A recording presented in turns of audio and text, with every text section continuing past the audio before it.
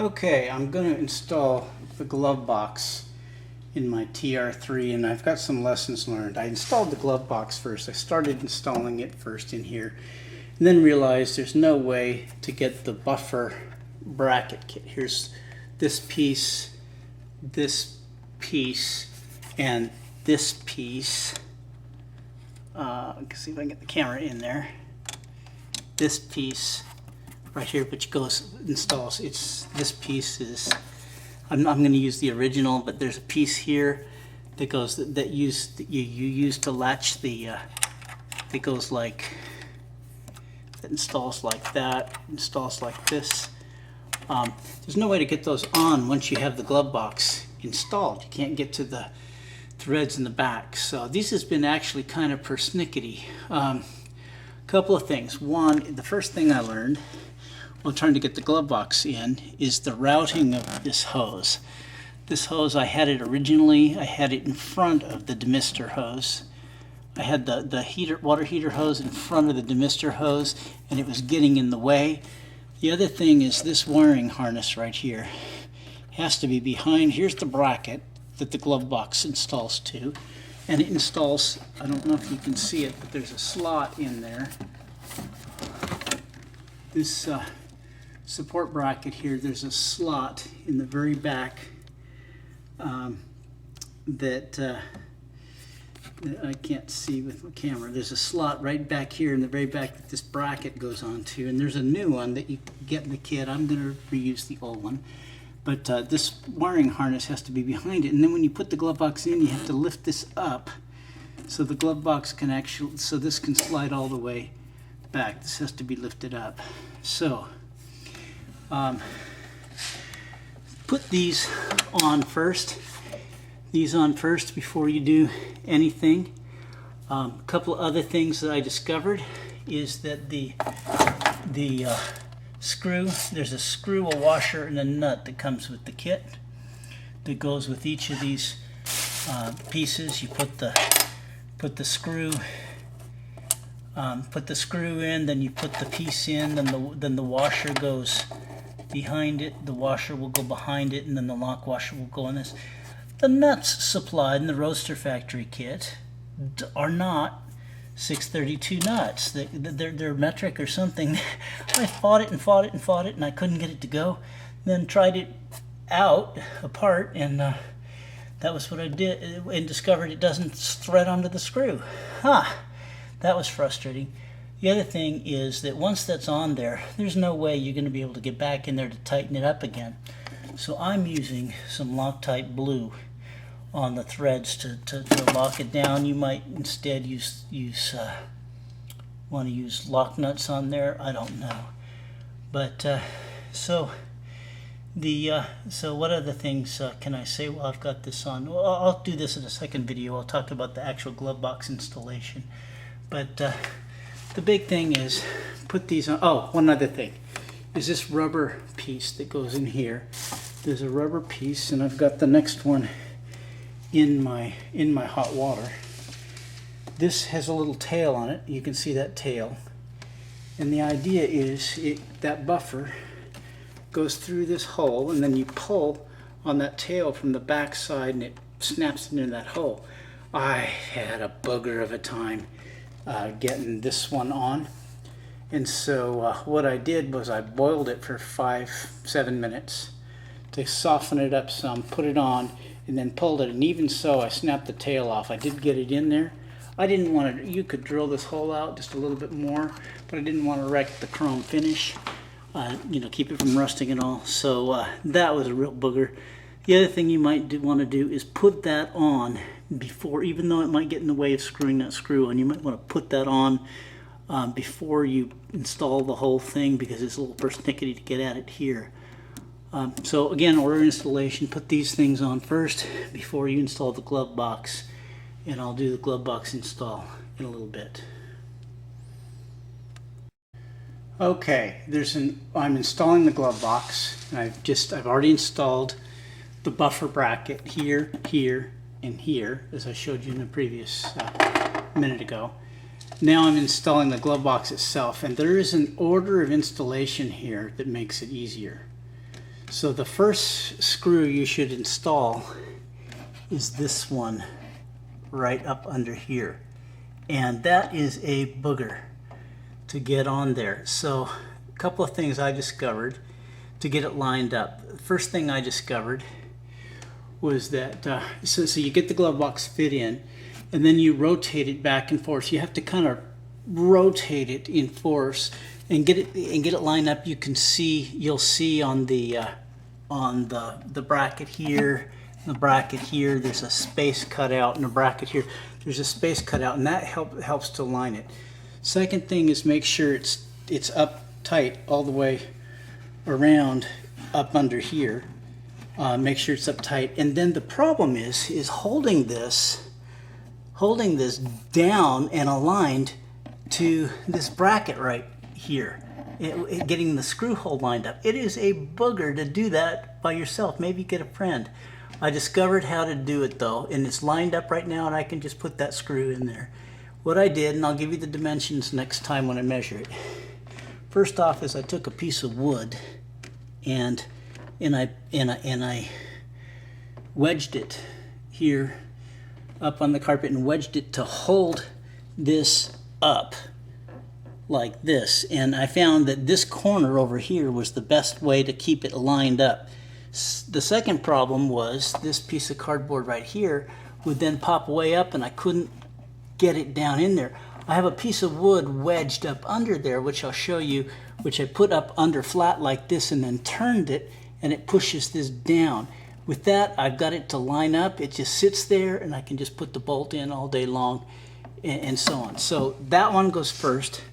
Second one I recommend is this one back here in the corner. That goes on a brace. That goes on a brace up under here. Do that second. It might be easier. I didn't do it, but it might be easier to install. Take that off. Take that brace, which is right there. I don't know if you can see it, but which is right there. Let me get the flashlight and shine it in there. Which is right here. This bracket right here. It goes on the back of the thing, and there's a metal clip speed nut on there already pushed on there. That might be easier to install that, pre-install that on the back of this, and then drop it into this hole when you're done. So get those two on first, then the rest will be fairly easy to put on. You also need to put the little speed nuts, or these things. You need to put these on the glove box. Okay, this is the bracket that goes in the rear, and I thought I'd just document this. The long side of the speed nut goes on the back, and that bracket will fit on there like that, and it gets screwed in from the front with a washer. It would be better, I've decided now that I've tried to do it, it would be better to pre-install it on the box before than to try to put it in afterwards. It's not going to be that hard, but then this end slides down into the cross support bracket and gets screwed on. The one that was on there, the original, did not have a lock washer on it. We put the lock washer on, but I'll use a little Loctite on there too. I've decided I'm going to go ahead and use the new one. After pulling the original off, I decided, nobody's ever going to see it. I'll keep it maybe for the other car when I do it, and so on. This has got plating on it, so I'm not going to bother paint it. Okay, so I'll go put this on now.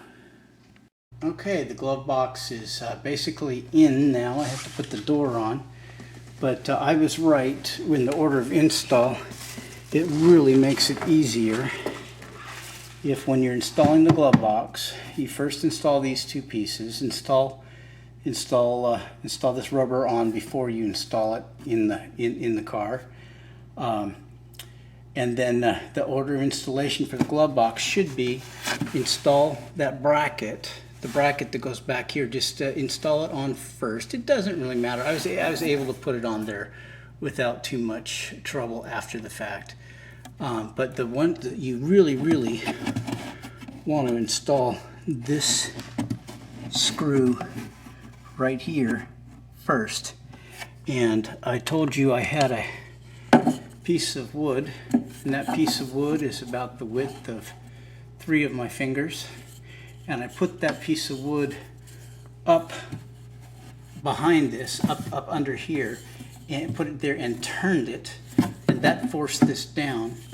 I put this piece of wood, and I'll get the dimensions in the next video. I angled this piece of wood and wedged it up under here in order to align this bolt. So this, otherwise that bolt was just a booger. So put that one in first. Then I installed this one, and I put it up under the, see if I can point it there. I put it, I installed it back on this. If you see this support rod right here, there's a slot, and it goes all the way back, and there's the nut with some Loctite up under there, and then after those two were done, it was not hard at all to do, let's see, this one and this one. All I had to do there to get those to line up was actually, as I was trying to line it up, all I had to do was reach in here and push back just a little bit as I watched up under here, and it lined up just fine. Then I just put that one on and that one on. So that, to me, that's the order of installation. I still need to put the, I need to clean this up, the front, put that, install that on there, and install the rod that goes from here to here. And with that, the glove box will be done. So let me finish that up, and I'll take one last video. And in that video, I'll have the dimensions of these boards. So I'll remember when I do my TR3B, I'll remember what I did. Okay, I'm getting ready to finish this up here. I realized I did not order, these are number 8 speed nuts, 4 of them. And then I just happened to have in stock, I had in my stock back there, I had some number 8 flathead screws to attach the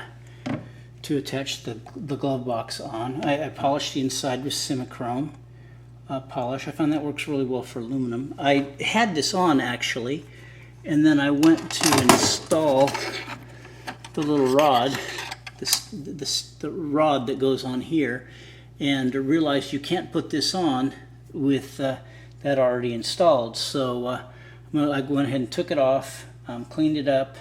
I'm going to go ahead and install it with 2 screws, but I'm going to put this rod in at the same time. The rod goes in with the 90-degree bend on the inside. So let me do that, and I'll be all, take one last shot of it all in place. Okay, there we go. It's all installed, and I've still got 2 of those screws to do, but it looks nice. Fit in there well, and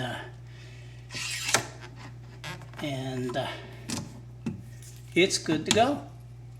I don't know if that's adjustable or not. I think it's just fine that way. Yay.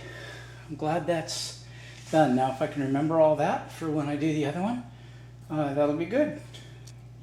And if I can remember to put to buy 2 more speed nuts, size 8 or size 6 screws for the for here and here, that would be good too. I probably ought to lube this up a little bit. Anyway, it's done. Yay.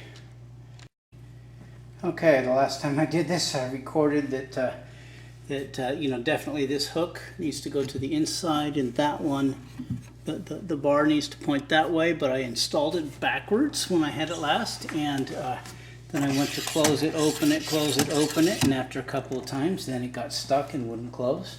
So that orientation is important. It needs to go with this hook facing in, and then that hook facing, this hook facing this way, this 90-degree bend facing that way, or it doesn't work right. Okay.